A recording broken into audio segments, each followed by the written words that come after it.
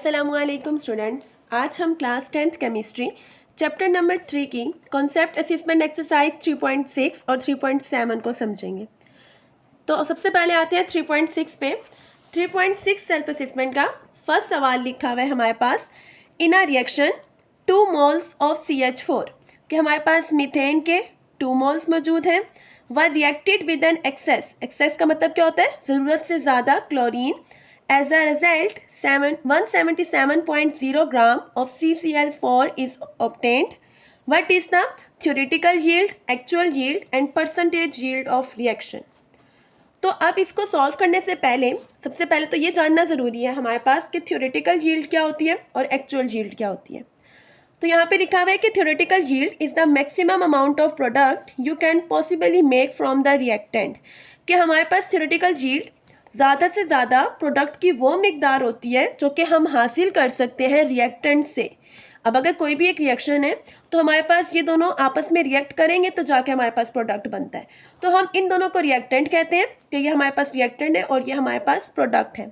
तो theoretical yield में ज़्यादा से ज़्यादा वो मिकदार आती है प्रोडक्ट की जो कि हम लोग हासिल कर सकते हैं रिएक्टेंट से जब भी हम उन्हें रिएक्ट करवाते हैं। और अगर हमारे पास केमिकल रिएक्शन के अंदर सब कुछ परफेक्टली जा रहा है, कोई गलती नहीं हो रही, किसी चीज़ का लॉस, कोई प्रोडक्ट लॉस नहीं हो रहा, तो हम थ्योरेटिकल यील्ड को हासिल कर सकते हैं। एक्चुअल यील्ड क्या होती है, प्रोडक्ट की वो अमाउंट जो कि हमारे पास गिवन होती है जब भी हम कोई केमिकल रिएक्शन परफॉर्म करते हैं, प्रोडक्ट की जितनी मिकदार हम लोग हासिल करते हैं उसे हम लोग बोलते हैं एक्चुअल यील्ड। तो अब आगे देखें, हमारे पास लिखा हुआ है थ्योरेटिकल यील्ड जो कि हम लोगों ने सबसे पहले फाइंड करना है। अब उन्होंने सवाल में हमारे पास दिया हुआ है कि CH4, ये जो CH4 है यहाँ पर रिएक्शन ये बता रहा है कि 1 मोल अगर हम CH4 लेते हैं तो उसके नतीजे में हमारे पास 1 मोल CCl4 मौजूद है, बन रहा है। लेकिन अब उन्होंने कहा है कि हमारे पास 2 मोल्स ऑफ CH4 है जो कि रिएक्ट कर रहे हैं क्लोरीन के साथ, जिसके नतीजे में हमारे पास कार्बन टेट्राक्लोराइड बन रहा है। What is the theoretical yield? अब देखें, थ्योरेटिकल यील्ड ऑफ CCl4, अब हमारे पास हम लोग कह सकते हैं कि हम इसमें मास इन ग्राम को फाइंड कर रहे हैं और मास इन ग्राम के लिए फार्मूला होता है मोल्स मल्टीप्लाई बाय मोलर मास। हम लोग को थ्योरेटिकल यील्ड फाइंड करनी है कार्बन टेट्राक्लोराइड की, उसके लिए हमें मोल्स चाहिए कार्बन टेट्राक्लोराइड के और साथ ही साथ हमें मोलर मास भी चाहिए, किसका, कार्बन टेट्राक्लोराइड का। अब सबसे पहली बात, मोलर मास तो हम खुद से फाइंड कर सकते हैं कि कार्बन का मोलर मास कितना है, 12। क्लोरीन का हमारे पास मोलर मास अपना होता है 35.5, एटॉमिक मास इसका अपना 35.5 हो गया, उसकी पावर 4 से मल्टीप्लाई करेंगे, दोनों को मल्टीप्लाई करेंगे तो 142, ऐड करेंगे तो हमारे पास कार्बन टेट्राक्लोराइड का मोलर मास आ गया। अब बात आती है कि इसको यील्ड को फाइंड करने के लिए हमें तो मोल्स भी चाहिए। अब मोल्स कहाँ से आएंगे? तो मोल्स के लिए आपको ये देखना पड़ेगा कि सबसे पहले हमारे पास इसमें से लिमिटिंग रिएक्टेंट कौन सा है। अगर आपने पिछली सेल्फ असेसमेंट्स को समझा हुआ है तो आपको समझने में आसानी होगी। लिमिटिंग रिएक्टेंट्स वो होता है जो हमारे पास कम मिकदार में मौजूद हो। अब सवाल में उन्होंने हमें क्लियरली खुद ही बोल दिया है कि जो ये दोनों रिएक्टेंट्स है ना, इन दोनों रिएक्टेंट्स में से अब लिमिटिंग रिएक्टेंट कौन सा है। उन्होंने कह दिया कि जो क्लोरीन है वो एक्सेस अमाउंट में मौजूद है, मतलब ज़रूरत से ज़्यादा मौजूद है। तो अब क्लोरीन जब ज़्यादा मिकदार में मौजूद है तो CH4 हमारे पास क्या होगा, लिमिटिंग रिएक्टेंट होगा, जो कि हमारे पास कम मिकदार में मौजूद है। तो CH4 को देखें, अब अगर हमारे पास रिएक्शन में बता रहे हैं कि अगर 1 मोल CH4 है तो उसके नतीजे में हमारे पास 1 CCl4 बन रहा है।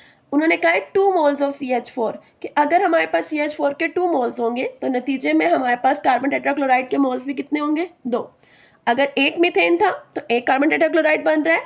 अब उन्होंने सवाल में हमारे पास इसके मोल्स कितने दे दिए हैं, 2, कि अगर हमारे पास 2 मोल्स होंगे तो हमारे पास कार्बन टेट्राक्लोराइड के भी मोल्स कितने होंगे, 2। तो अब हम यहाँ पे क्या लिख सकते हैं, moles of CCl4 which is equals to 2.00। अब 2 मोल्स हमारे पास आ गए हैं कार्बन टेट्राक्लोराइड के, मोलर मास हमने फाइंड कर लिया, दोनों को मल्टीप्लाई करेंगे तो हमारे पास थ्योरेटिकल यील्ड आ जाएगी कार्बन टेट्राक्लोराइड की। अब आगे चलते हैं, एक्चुअल यील्ड जो कि हमारे पास सेकंड पार्ट था, हम लोगों ने फाइंड करना था। एक्चुअल यील्ड हमारे पास क्लियरली सवाल में बता दी गई है कि अगर हमारे पास हासिल होगा, जब भी हमारे पास रिएक्टेंट्स रिएक्ट करेंगे तो हमारे पास जो CCl4 की मिकदार आ रही है वो 177.0 ग्राम आ रही है। तो हमारे पास जो प्रोडक्ट की मिकदार है वही हमारे पास एक्चुअल यील्ड होती है, जो कि सवाल में मौजूद होती है, और वो हमारे पास कितनी दी हुई है उन्होंने ऑलरेडी, 177.0 ग्राम। अब परसेंटेज यील्ड के लिए हमारे पास फार्मूला क्या होता है, एक्चुअल यील्ड को थ्योरेटिकल यील्ड से डिवाइड कराते हैं और मल्टीप्लाई करा देते हैं 100 से। एक्चुअल यील्ड अभी ऊपर आई 177। इसके बाद थ्योरेटिकल यील्ड जिसका आंसर हमारे पास अभी पीछे आया है यहाँ पर 308 ग्राम। तो हम 177 को डिवाइड करा देंगे 308 से, मल्टीप्लाई कराएंगे 100 से, इन सबको सॉल्व करेंगे तो हमारे पास परसेंटेज आ जाएगी। अब ये तो था थोड़ा सा आसान, अब जो नेक्स्ट है ये थोड़ा सा समझने की ज़रूरत है इसे। अब इसमें हमारे पास क्या कह रहे हैं कि फॉस्फोरस रिएक्ट करता है ब्रोमीन के साथ, जैसे कि आपको रिएक्शन में नजर आ रहा है। फॉस्फोरस ने रिएक्ट किया है ब्रोमीन के साथ और नतीजे में हमारे पास बना है फॉस्फोरस ट्राइब्रोमाइड। अब उन्होंने कहा कि जो ब्रोमीन है वो 35 ग्राम हमारे पास मिकदार में रिएक्ट कर रहा है। अब अगर ब्रोमीन की 35 ग्राम मिकदार होगी तो हमारे पास जो पोटेशियम ट्राइब्रोमाइड बन रहा है उसकी मिकदार कितनी है, 27.9 ग्राम। अब इसमें भी हमें सेम वही तीनों चीज़ें फाइंड करनी है। अभी पीछे हमने पढ़ा कि अगर हम लोग को थ्योरेटिकल यील्ड फाइंड करनी हो तो उसके लिए हम लोग मोल्स को मल्टीप्लाई कराते हैं मोलर मास से। अब PBr3 का मोलर मास तो हम खुद से फाइंड कर लेंगे, लेकिन अब बात यह है कि हम इसके मोल्स को कैसे फाइंड करें। पिछले पार्ट में तो क्या था, उन्होंने हमें मीथेन के 2 मोल्स दिए हुए थे, उसके 2 मोल्स को हमने कंपेयर कर लिया था किसके मोल्स से, कार्बन टेट्राक्लोराइड के मोल्स से। लेकिन अब यहाँ पे सवाल में हमारे पास किसी के भी मोल्स मौजूद नहीं हैं। तो अब मेन चीज़ हमें यहाँ पर मोल्स फाइंड करने हैं PBr3 के। तो अब इसके मोल्स को फाइंड करने के लिए अब हम लोग ये फार्मूला पिछले क्वेश्चंस में पढ़कर आ चुके हैं कि हमें जिसके मोल्स को फाइंड करना होता है उससे लिखते हैं सबसे पहले, जितने सवाल में उसके पीछे रेशो होती है उसके सामने वो लिखते हैं, उसको डिवाइड कराते हैं उस वैल्यू से जिसके मोल्स हमारे पास गिवन हो या जिसके मोल्स हम फाइंड कर चुके हों, और उसके सामने भी उसकी वही रेशो लिखते हैं जो कि हमारे पास रिएक्शन में मौजूद होती है। तो मेन चीज़ हमें मोल्स ऑफ PBr3 चाहिए, उसके लिए हमारे पास ये फार्मूला है। अब इस फार्मूले के लिए भी हमें पहले मोल्स ऑफ Br2 को फाइंड करना है। मोल्स का फार्मूला क्या होता है, मास डिवाइडेड बाय मोलर मास। अब मास ऑफ Br2 उन्होंने सवाल में दिया हुआ है कि ब्रोमीन का मास हमारे पास कितना है, 35 ग्राम। तो हम मोलर मास की जगह पे तो 35 ग्राम लिख सकते हैं, मास की जगह पे हम 35 लिख सकते हैं। मोलर मास Br2 का क्या होगा कि ब्रोमीन का अपना एटॉमिक मास होता है 79.9, उसको 2 से मल्टीप्लाई करेंगे तो हमारे पास ब्रोमीन का मोलर मास आ जाएगा। मास और मोलर मास को डिवाइड करेंगे तो हमारे पास ब्रोमीन के मोल्स आ जाएंगे। अब ये जो हमारे पास फार्मूला है, हमें इसके मोल्स को फाइंड करना है। Br2 के मोल्स हमारे पास आ गए हैं। PBr3 अगर हम ऊपर रिएक्शन में देखें तो PBr3 के हमारे पास कितने मोल्स मौजूद हैं, 2। तो हम इसके सामने क्या लिख देंगे, 2 मोल्स। अब अगर हम दोबारा रिएक्शन में देखें हमारे पास ब्रोमीन के कितने मोल्स लिखे हुए हैं, 3। तो हम इसके सामने ब्रोमीन के सामने कितने मोल लिख देंगे, 3। अब वही बात, ये चीज़ यहाँ पर डिवाइड हो रही है, इस तरफ आके मल्टीप्लाई हो जाएगी। मोल्स जो आए थे उनकी वैल्यू को पुट किया, मल्टीप्लाई करके सिंप्लीफाई करेंगे तो हमारे पास मोल्स ऑफ Br3 आ जाएंगे। नेक्स्ट अब हम आते हैं कि Br3 हमारे पास जो मेन फार्मूला था, हमें थ्योरेटिकल यील्ड फाइंड करनी है, PBr3 की फाइंड करनी है, तो उसके लिए हमें मोल्स भी PBr3 के चाहिए और हमें मोलर मास भी PBr3 का चाहिए। हमने ये सारा अमल करके मोल्स तो फाइंड कर लिए, लेकिन अब बात क्या रह गई है, हम लोगों ने मोलर मास फाइंड करना है। तो मोलर मास फाइंड कर रहे हैं, हमारे पास यहाँ पे P लिखा हुआ है, P का हमारे पास मोलर मास कितना होता है, 30। P स्टैंड्स फॉर फॉस्फोरस और Br स्टैंड्स फॉर ब्रोमीन। अब हमारे पास ब्रोमीन का अपना होता है 79.90, लेकिन उसकी पावर लिखी हुई है 3, दोनों को मल्टीप्लाई कराकर ऐड कराएंगे तो हमारे पास मोलर मास आ जाएगा। अब सिंपल जो हमारे पास मोल्स आए हैं और जो मोलर मास आया है, इन दोनों को अगर हम लोग मल्टीप्लाई कराएंगे तो हमारे पास थ्योरेटिकल यील्ड की वैल्यू आ जाएगी, जैसे कि यहाँ पे नज़र आ रही है। अब एक्चुअल यील्ड अगेन हमारे पास प्रोडक्ट की वो मिकदार होती है जो कि हमारे पास हमें मालूम नहीं करनी पड़ती, जो कि हमें ऑलरेडी गिवन होती है। तो सवाल में उन्होंने प्रॉपर्ली लिखा हुआ है कि 27.9 gram of phosphorus tribromide is produce, कि जब भी हमारे पास ब्रोमीन और फॉस्फोरस आपस में रिएक्ट करेंगे तो हमारे पास 27.9 ग्राम की मिकदार में फॉस्फोरस ट्राइब्रोमाइड बनेगा। तो हमारे पास जो एक्चुअल यील्ड होगी वो भी कितनी हो जाएगी, 27.9। अब नीचे हम लोगों को परसेंटेज यील्ड फाइंड करनी है, तो उसके लिए सेम वही फार्मूला है। एक्चुअल यील्ड हमारे पास अभी ये ऊपर आई, थ्योरेटिकल यील्ड हमारे पास ये आई, दोनों को डिवाइड कराकर मल्टीप्लाई कराएंगे 100 से तो हमारे पास परसेंटेज यील्ड आ जाएगी। तो यहाँ तक हमारे पास सेल्फ असेसमेंट 3.6 जो है वो कंप्लीट हो गई है। अब आगे चलते हैं कॉन्सेप्ट असेसमेंट एक्सरसाइज 3.7 की तरफ। अब इसमें क्या है कि हम लोग को इम्पेरिकल और मॉलिक्यूलर फार्मूला किसी भी कंपाउंड का फाइंड करना है और हमारे पास कुछ डाटा दे दिया गया है। अब हमारे पास डाटा क्या बता रहा है कि कार्बन जो है वो हमारे पास 26.4% है, हाइड्रोजन हमारे पास 3.3%, ऑक्सीजन हमारे पास 70.3% है। और अगर हम इनका मॉलिक्यूलर मास फाइंड करते हैं, मॉलिक्यूलर फार्मूला जब हमारे पास आ जाता है तो जो उसका मोलर मास बनेगा हमारे पास वो होगा 91 ग्राम पर मोल। अब इसके लिए हम लोग एज्यूम कर लेते हैं कि हमारे पास जो सैंपल है वो 100 ग्राम है, क्योंकि अगर हम इन तीनों को ऐड करें तो अप्रोक्सीमेटली हमारे पास 100 के मिकदार में ही चीज़ बन जाती है। तो सवाल में इन्होंने दिया हुआ है कि जो कार्बन है वो 26.4% था, तो अब हमने एज्यूम कर लिया कि ग्राम है, और हाइड्रोजन 3.3 ग्राम हो जाएगा। इसी तरह ऑक्सीजन हमारे पास 70.3 ग्राम हो जाएगा। इन तीनों के जो हमारे पास गिवन थे उन्हें लिखने के बाद जो हमने अगला काम करना है इसे एम्पेरिकल और मॉलिक्यूलर फार्मूला फाइंड करने के लिए, वो ये है कि ये जो हमारे पास ग्राम दिया हुआ है इस ग्राम को हम लोग को मोल्स में तब्दील करना है। अब हमारे पास एक मेन फार्मूला, अभी जितने भी हमने कॉन्सेप्ट असेसमेंट्स किए हैं सब में ये दोनों फार्मूले इस्तेमाल हो रहे हैं। मास इन ग्राम का फार्मूला होता है मोल्स मल्टीप्लाई बाय मोलर मास।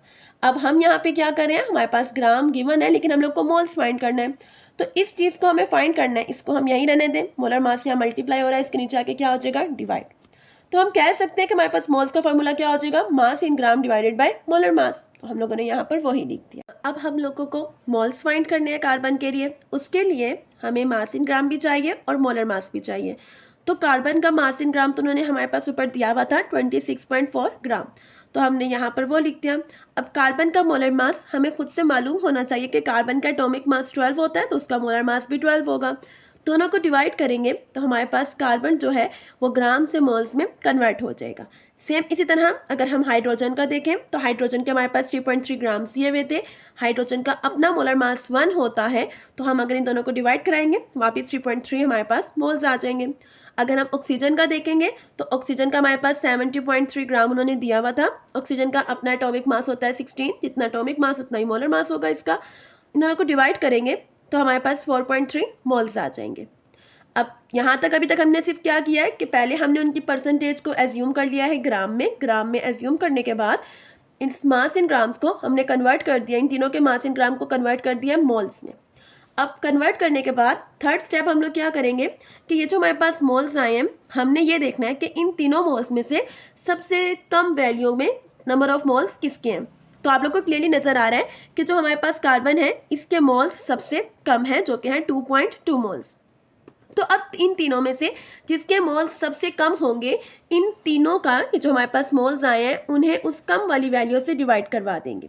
जैसे कि कार्बन का तो अपना आया था 2.2 और हमारे पास जो सबसे कम मिकदार में मोल्स हैं वो हमारे पास 2.2 ही आ रहे हैं जो कि कार्बन के।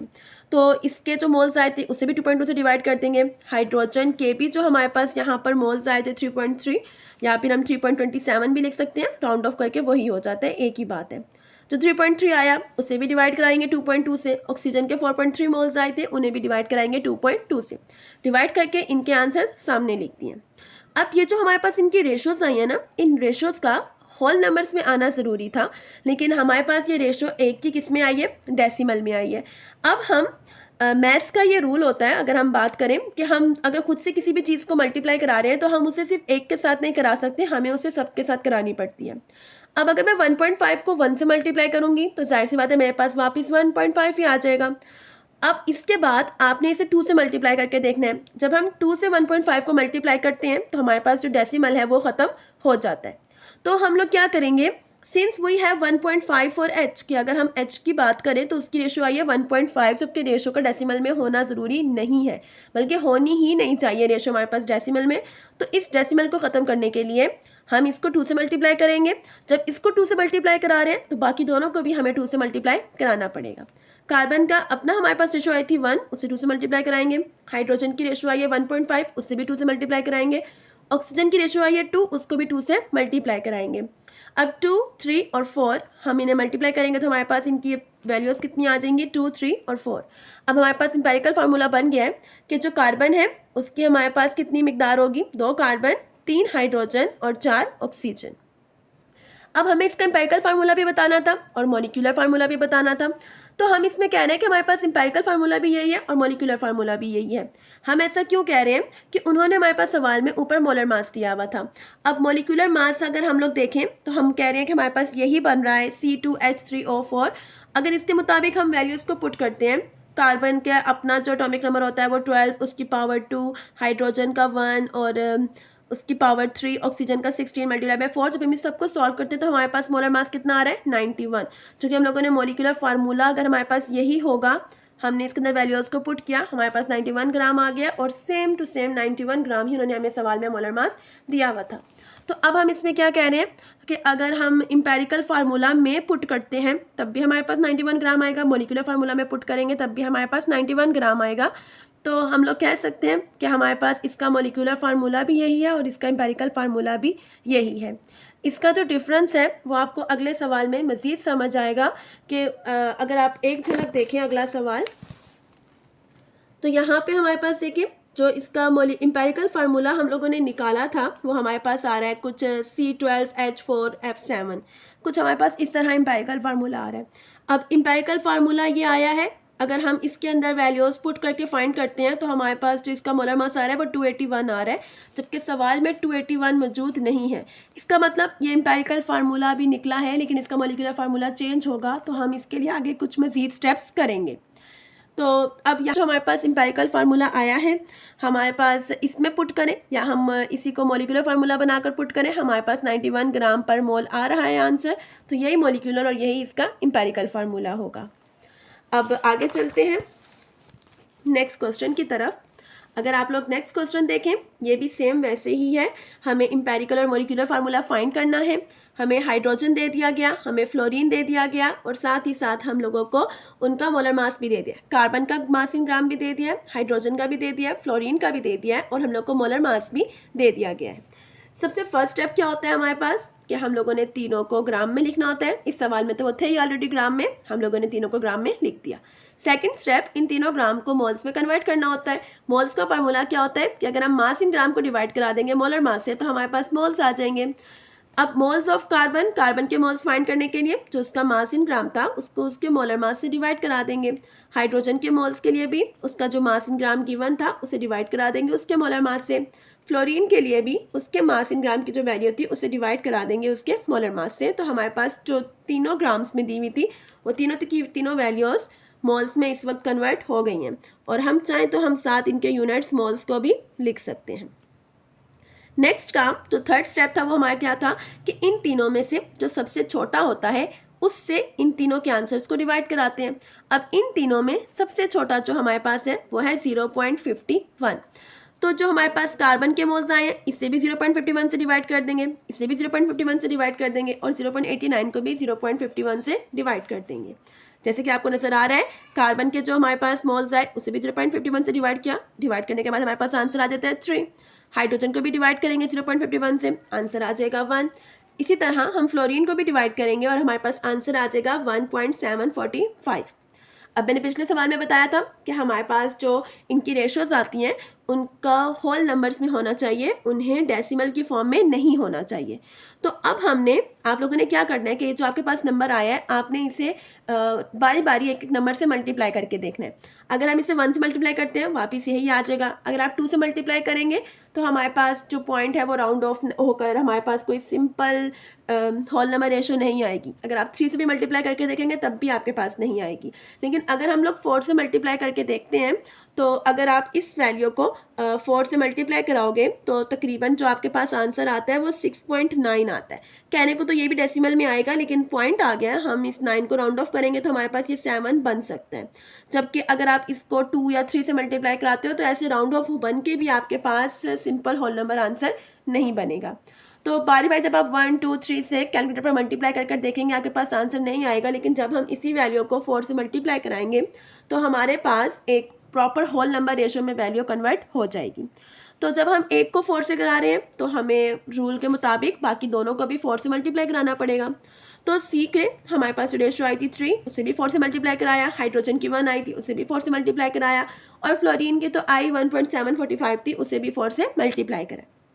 मल्टीप्लाई कराने के बाद हमारे पास इन तीनों की पावर्स आ गई हैं कि एम्पेरिकल फार्मूला अब हम बना सकते हैं कि कार्बन हमारे पास 12 मिकदार में होंगे, हाइड्रोजन हमारे पास 4 की मिकदार में होंगे और फ्लोरीन हमारे पास 7 की मिकदार में होंगे।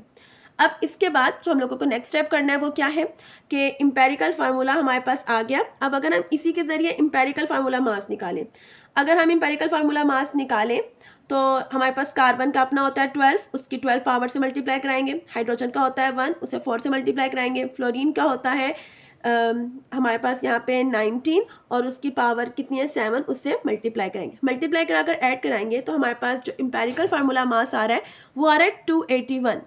अगर हमारे पास इसका एम्पेरिकल फार्मूला मास वही आता जो ऊपर सवाल में दिया हुआ है तो हम कह सकते थे कि इसका एम्पेरिकल फार्मूला भी यही है और इसका मॉलिक्यूलर फार्मूला भी यही है।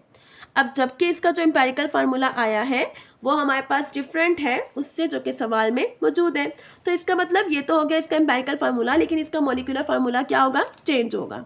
तो अब इसमें हम लोग क्या करेंगे, डिटरमाइन मॉलिक्यूलर फार्मूला। अब हमें फाइंड करना है कि इसका मॉलिक्यूलर फार्मूला क्या होगा।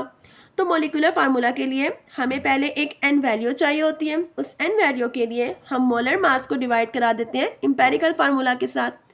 अब मोलर मास वो जो कि उन्होंने हमें सवाल में दिया हुआ था 562, उसे डिवाइड कराएंगे जो हमारे पास एम्पेरिकल फार्मूला मास आया है उससे, दोनों को डिवाइड कराएंगे तो हमारे पास कितना आ जाएगा 2। इसका मतलब अगर हमारे पास जो एम्पेरिकल फार्मूला आया था उसको हमें किस डिजिट से मल्टीप्लाई कराना है, वो डिजिट हम लोगों ने इस फार्मूले के जरिए फाइंड किया है 2 से, कि अगर हम एम्पेरिकल फार्मूला को 2 से मल्टीप्लाई कराते हैं, 2 को 12 से कराएं तो 24, 2 को 4 से मल्टीप्लाई कराएं तो 8 और 2 को 7 से मल्टीप्लाई कराएं तो 14। अब ये हमारे पास इसका आ गया मॉलिक्यूलर फार्मूला। लेकिन अब फिर भी हम लोगों को वेरिफिकेशन करनी है कि क्या इसी मॉलिक्यूलर फार्मूला के मुताबिक हमारे पास मोलर मास 562 आता है या नहीं। तो यहाँ पर देखें वेरिफिकेशन में हमने कार्बन 24 की मिकदार में लिखा हुआ था, कार्बन का अपना 12 होता है वो लिख दिया, हाइड्रोजन का भी यूँ ही लिखा, फ्लोरीन का, तीनों को ऐड किया तो हमारे पास आंसर 562 आ गया है। वही आंसर है जो कि हमारे पास सवाल में दिया गया था। तो इस सवाल में हमारे पास मॉलिक्यूलर और फार्मूला मास दोनों चेंज आए हैं, जबकि पहले सवाल में हमारे पास दोनों सेम आए थे। यहाँ तक हमारे पास ये कॉन्सेप्ट असेसमेंट एक्सरसाइज 3.7 ख़त्म हो चुकी है। उम्मीद करती हूँ कि आप लोग को समझ आई होगी। अगर आपका कोई भी सवाल हो तो आप लोग मुझसे कमेंट सेक्शन में पूछ सकते हैं। तब तक के लिए अल्लाह हाफिज़।